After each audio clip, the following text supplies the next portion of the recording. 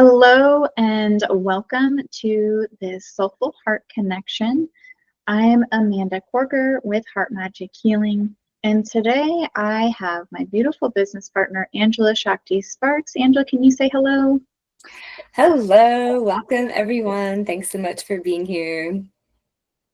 And we also have with us our guest, Caryn Kusleika.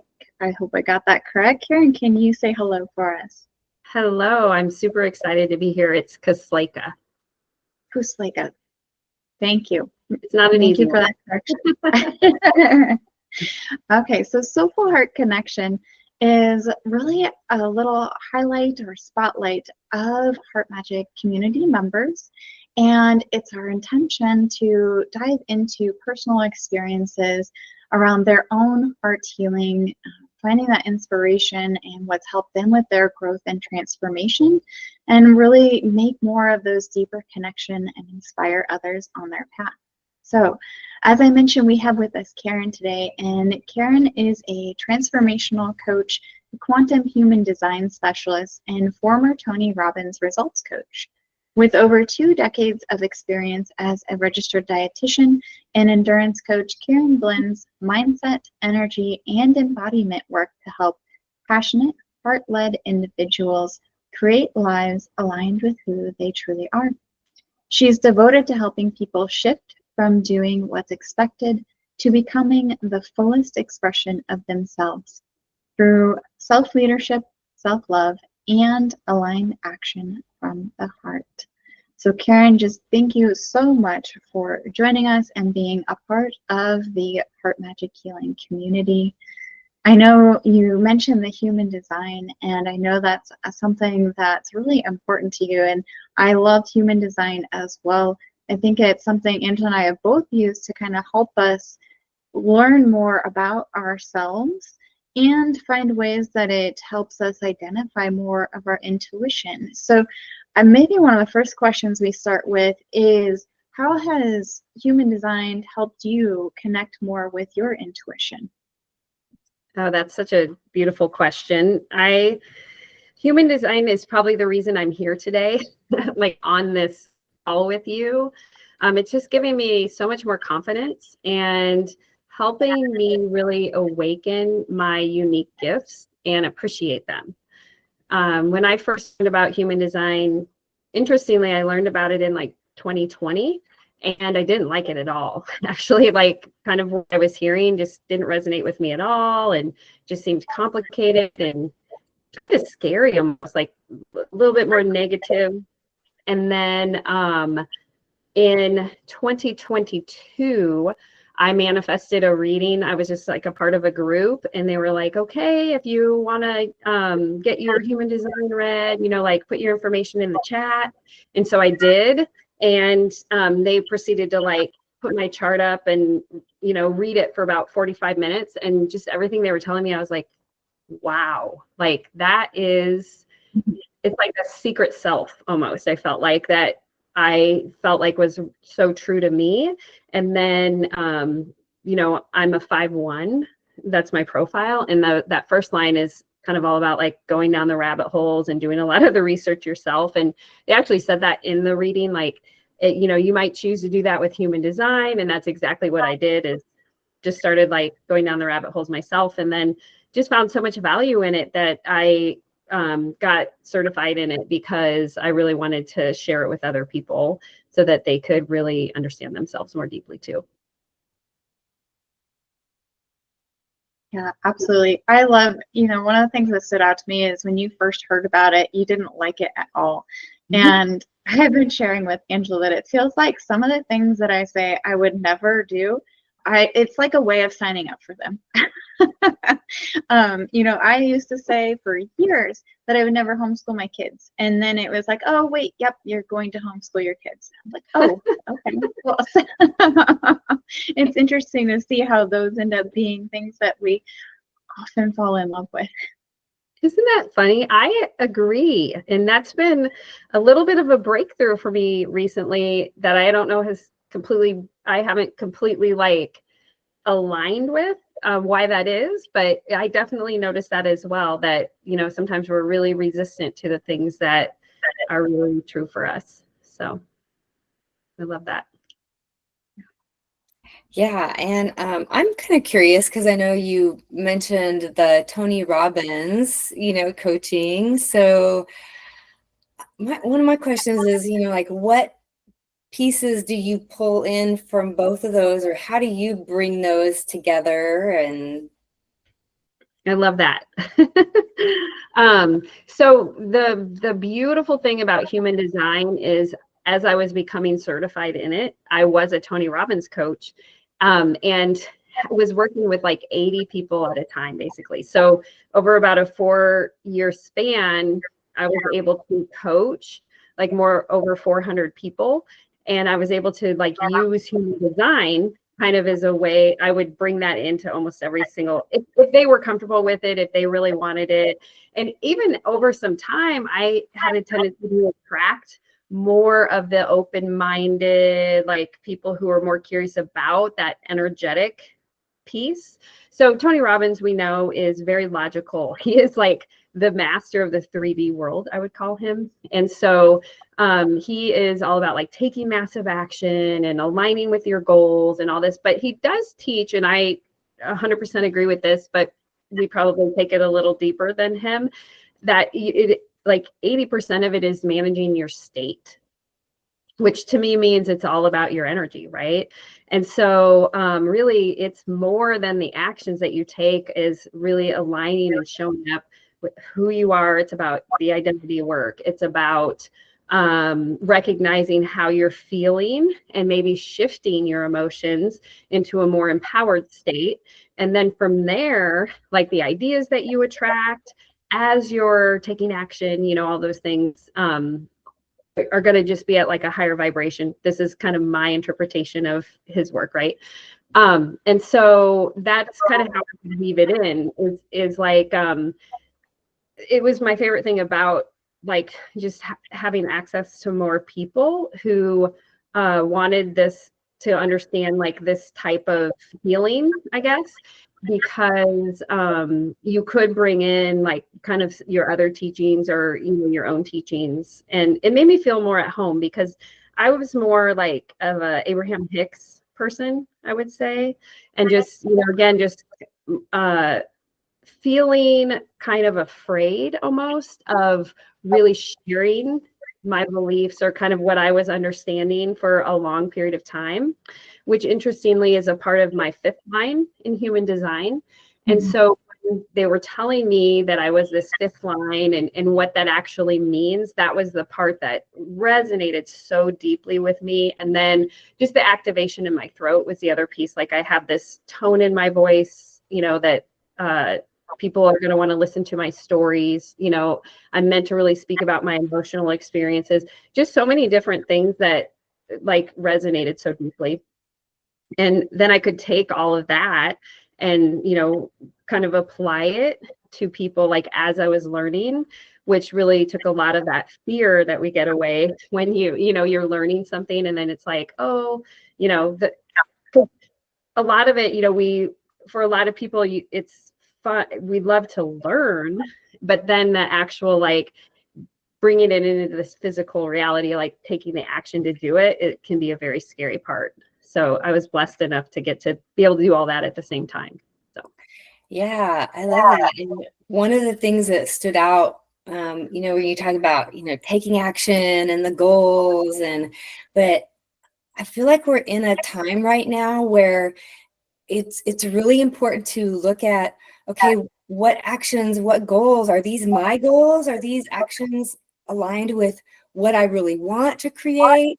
So I love that you can bring that in too, because it seems like with the human design, you can help people see, oh, maybe I'm setting these goals and having this end goal in mind that's not really aligned with my energetic type. And then, it helps them start to question, do I really want this, or is there something else there? So I think that's a really nice tool to help people go beyond, like, let's just set some goals and action steps and I love that. right? It is so true, and it's so important. And just basically what you just said is beautiful, where actually it's, to me, helping them question, do I really want this? Is a really good question to ask, because so many times, like you said, we're just kind of like, oh, this person set this goal, so I need to set this goal too. And then you're kind of on this path that you're not really aligned with. It's not really tapped into like your true energy. And so human design is just a really beautiful way to help you. It's a filter almost to help you kind of discern and decipher, like, is this my energy? Is this something that really I'm passionate and excited about? And, can I to move towards, but it also helps create that clarity too. So. Yeah, I love that. And also thinking about it too, just so I have an example with, so my husband is a manifesting generator, and he's good at starting, like he's done several franchises, and he's really good at starting them and then getting them going and getting them up and running and doing well. And then he gets bored and he wants to, and he used to beat himself up about it until I looked up his type. I'm like, oh, well, actually, that based on your type, that makes sense. So maybe can you speak to how, like that can help us also, not beat us up if we're in situations like that. He's like, oh, why do I always get bored? Why can't I stick with something? So can you maybe speak to a little bit about that dynamic? I love that. And that applies a little bit to you too, Amanda, as a manifester. So yes. Would you say that the majority of the people here are going to have heard of human design and kind of understand maybe the basic types, or should I start there, do you think? I think if you want to give a high level, that would be helpful. Yeah. Okay.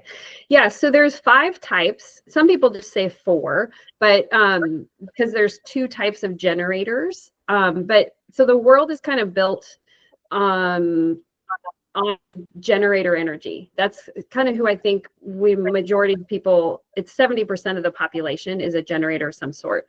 So you're a generator if you have your sacral energy center defined. And this is a really big deal because it's the biggest motor, and it kind of takes over your energy. It's a big, huge, open, powerful. It helps you. It accesses your life force energy. And we all have it, whether you're a generator type or not. But the difference is, if you're a generator type, you've got consistent access to it. And so there's pure generators, and then there's manifesting generators, which is what Angela's husband is. And a manifesting generator is a crossbreed between 2 types. So a generator and then a manifester, which is what Amanda is.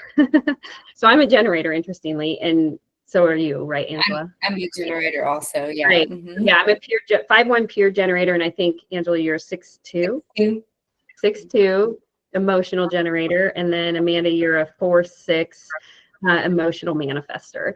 And so, so 70% of the population is a generator of some sort. The kind of split a little evenly between pure generators and manifesting generators. And then 30% of the population is a non-generator type. And that's a manifester like Amanda, a projector, and then a reflector. And projectors are about 20% of the population. Reflectors are only about 1% of the population. And so the non-generator types, it's kind of a big deal because you're not really meant to work like more than 4 hours a day. And you really need to like self-care and focus on your rest, especially as a projector, because your aura is really focused on other people. So you can really absorb a lot of other people's energy.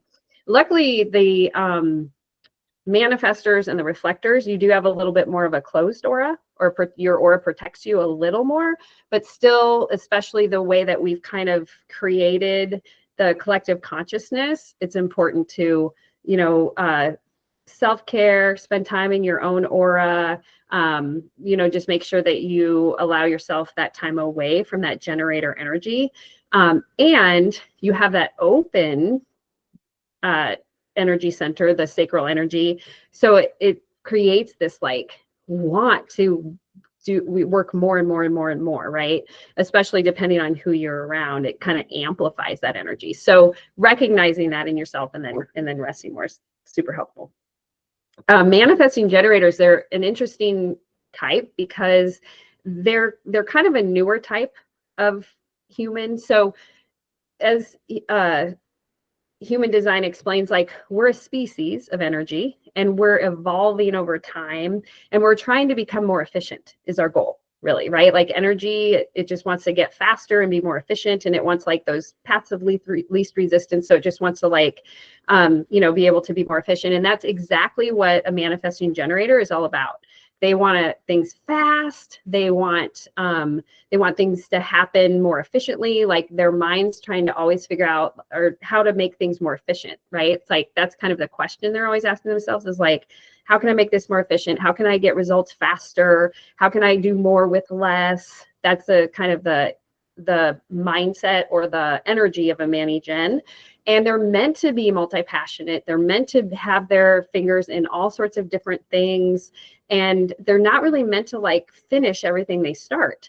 The idea is that manifestor part, which is true for you too, Amanda, is it's all about just taking these ideas and then bringing them, just initiating them into the world so that like generators can have ideas to respond to and to build off of. Because that's a generator energy, is not necessarily like building things from scratch, but it's like, oh, here's all the ideas. Ooh, this one lights me up. This one's exciting for me. And then they want to master it. They want to build off of it. So a Manny Gen has kind of both of those traits, right? They've got the ideas, but then they also have that energy where they do want to build, but really letting go of the fact that, you know what, you just want to like chase the energy until you come up with a new idea that lights you up, and then just allow yourself to kind of pivot. And when you get a Manny Gen in that energy, they fly, and they feel great. Otherwise they might feel an element of anger and pressure because they're kind of holding on to energy that they're no longer, that's their sacral isn't really lit up by anymore. So does that make sense? And it's similar for you too, Amanda. It's just really for you, you don't want to finish, you want to make sure that you tap into other people to do the work. You're just really here to boldly inform us about what your ideas are and to initiate those, and then, really allowing other people to do the work. So. Yeah, and I can definitely relate. And my husband is a generator. And let me tell you about how I initiate like everything in our house. And then he just responds to what I initiate. That's perfect. I love that. It is. How does that feel for you? Does that feel in alignment? Yeah, I mean, the most part, yes. Every once in a while, it's like, I have to. Every once in a while, there's that like, I'm starting this again, like, hesitancy there, like, can somebody else just start something for once? But overall, I know it's where I belong. Like, and I also fully recognize that I don't like being told what to do either. So for the most part, it's probably better if I initiate, because then I'm not feeling like I'm being told what to do. I love that. Yeah, and I think, as a manifestor, you can be pretty impulsive. And so just allowing yourself to, come up with, it's a lot of new, like you just kind of want to bring in those new ideas. And like I had this one manifestor who like, she'd just like leave the country and not tell anybody, I mean, just kind of like random, like impulsive stuff, but it's really good. Like that alignment is when you inform people about what you're doing. But I think for a lot of manifestors, they don't really always want to inform people because they feel like they're going to get, and this is the same for Manny Gens too, is they're going to rain on my parade. So I just want to like not tell anybody and just kind of do the things, so that way I can fly under the radar for a while. Yeah. And Caryn, you mentioned something when you were talking about the manifesting generator, and when they're not in alignment and how they notice some of that anger and pressure. And I feel like you're talking about what I hear called the not self being. And I know for manifestors, it's anger. And I know that has played a huge role in my personal journey. So maybe that's something we can touch on, is that when I understood what my not self theme was, it really empowered me to more fully accept it and realize that when it's showing up, it has a message for me. And so helping me see that there's a message, something's not in alignment here. What do I need from this and how do I shift gears? So can you maybe talk about not self themes for all of the types? Absolutely. I love it. So yeah, so the not self theme, so we have a self, like an alignment theme or a self theme, and then a not self theme. So when you're in alignment as a generator type, you're going to feel satisfied. You're going to feel satisfaction. And that was a weird feel. Like when I first heard that for myself, it's like, woo, what does that even mean? Like, you know, what does that satisfaction feel like for me? And usually it's laying in bed at night, like knowing like I've had a pretty satisfied day. My eyes are just tired and I'm just like ready to fall asleep. That's probably the best satisfaction that I feel. But you know, when you're I like it sometimes like when I'm drinking like a cup of hot tea, or you know, you actually, what I highly recommend is, you know, if you do know your type, as I'm mentioning this, make a list of things that can help you feel that way instantly, because there's really two types of alignment. There's kind of overall alignment, and that's like how in alignment you are overall in your life, so how often you're going to feel that way. But then there's in the moment alignment. So when you are feeling your not self theme, you can find ways to shift in the moment to finding that alignment in each moment. So for, you know, for generators, it's satisfaction. And then when you're not in alignment, you're going to feel frustration. So you know that if you're frustrated, like Amanda said, there's a message for you there. And it's not about avoiding it by any means, or allowing it to like stop you, but really like asking yourself like, okay, what is the message here? And for a lot of generators, frustration is a part of your growth. So just knowing that like has helped me, and that's the message. And many times for me, it's okay, you're ready for that next step. Or, you know, this is something that you're gonna, so like, for example, frustration for me comes with technology. But to that and just really recognizing that was when I finally really was able to get, you know, to start putting myself out there on social media, for example, and just, you know, build the things that I've been able to build, because I was avoiding that for a long time because it was so frustrating, right? So sometimes it's important to lean into it as well. For manifestors, the self theme is peace. So you really want to aim for and just find that peace within. And same with manifesting generators, you've got two. So you've got satisfaction and peace as your self theme. And I really noticed that too, like with manifestors and Mani-Gens, is that peace is a big part of what they're always wanting to feel, which I think is beautiful. And then the not self theme for a manifestor is anger. So again, for a Mani-Gen, it's frustration and anger. And for a pure manifestor, it's basically anger and peace is your self theme. And then projectors, we haven't really talked too much about projectors or reflectors. Projectors, again, are about 20% of the population. They are a non-generator type, and they're really here to direct and guide and lead us. They're a newer type of energy as well. And when they're in alignment, they're going to feel successful. There is an element of like recognition, and success is an important part of their energy.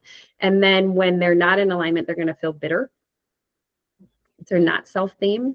And that's very resonating for a lot of projectors. And then the final one is reflectors. And again, that's about 1% of the population. They have all open centers, and they're kind of here to reflect back kind of how things are going, you know, whatever they're around. And I love this. Their self-theme is surprise, which is fun. So they're aiming for that surprise. And then when they're not in alignment or they're not self-theme, it's disappointment.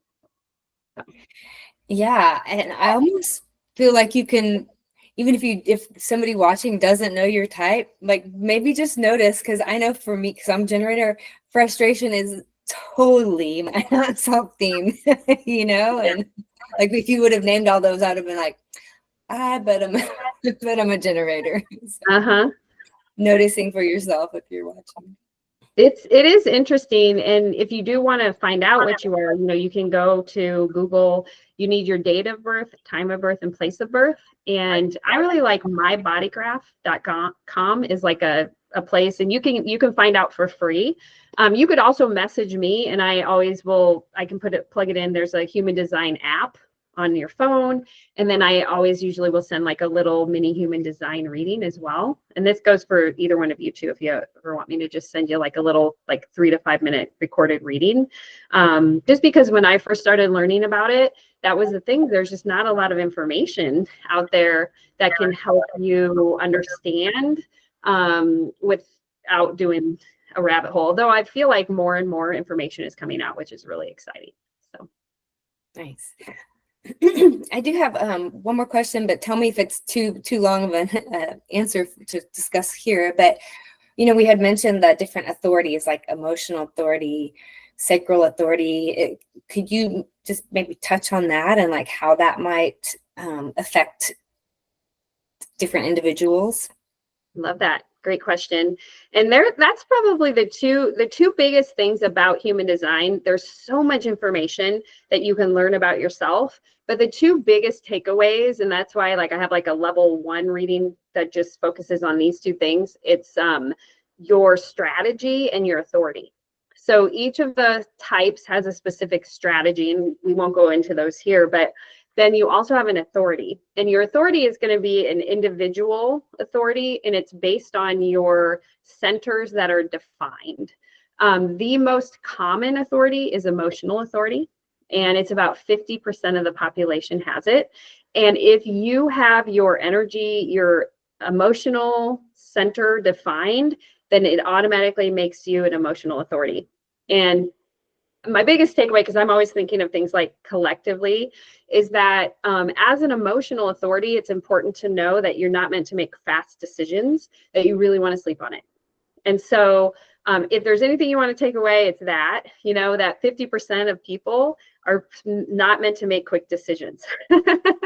And I think that's important to know, when we think of like in today's day and age, when we're like, you got to make a decision now, and all those things. Like for a lot of us, we really are meant to sleep on it. And usually almost all emotional authorities know this, like, oh yeah, I know a time when I've made like a decision too quickly and I didn't sleep on it. But in that time that you sleep on it, or, sometimes it takes months if it's a really big decision, right? So, definitely take your time till you have that clarity without the emotional aspect of it.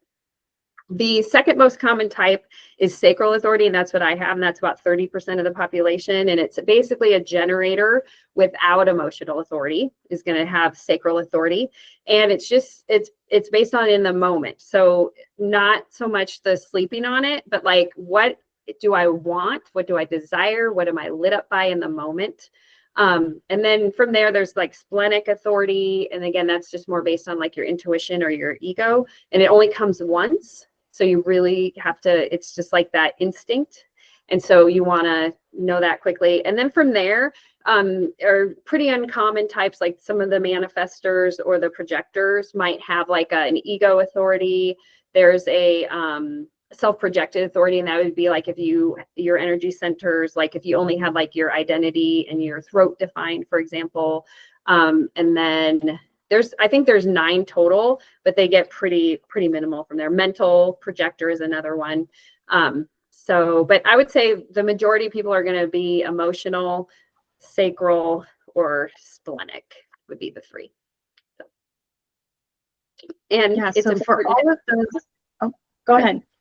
I was just going to say that, what's so important about that is just understanding the part of your body that you're meant to make decisions, because most people make decisions in their head. And so this just helps you get out of your head and make decisions in a different part of your body. Beautiful. Yes. So for all of those out there that are an emotional authority like Angela and myself, The advertising that is like ending now or last minute, know that that's trying to play off of the mind and really kind of goes against your authority.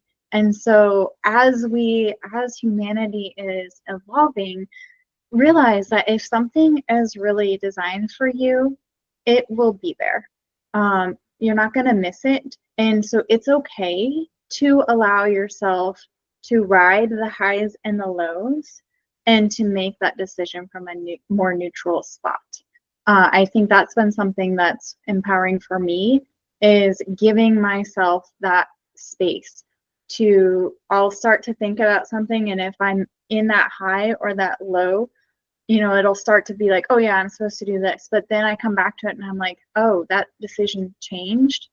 And so really noticing that and allowing that to help guide you, that was something that was also really powerful for me in connecting with my intuition. Yeah, 100%. With making decisions, and it's always rubbed me the wrong way when people try to pressure me and do it in the moment, because that I have kind of always felt that I needed a little time to process it. And, we've been made to feel like that we're not okay for doing that. I had a lot of people, my husband included, like kind of come down on me or make comments about it. Like, oh, can't you just make a decision? It's like, yes, I can make a decision, but I need to sit with it. I can't make a decision right this second. No, I can't.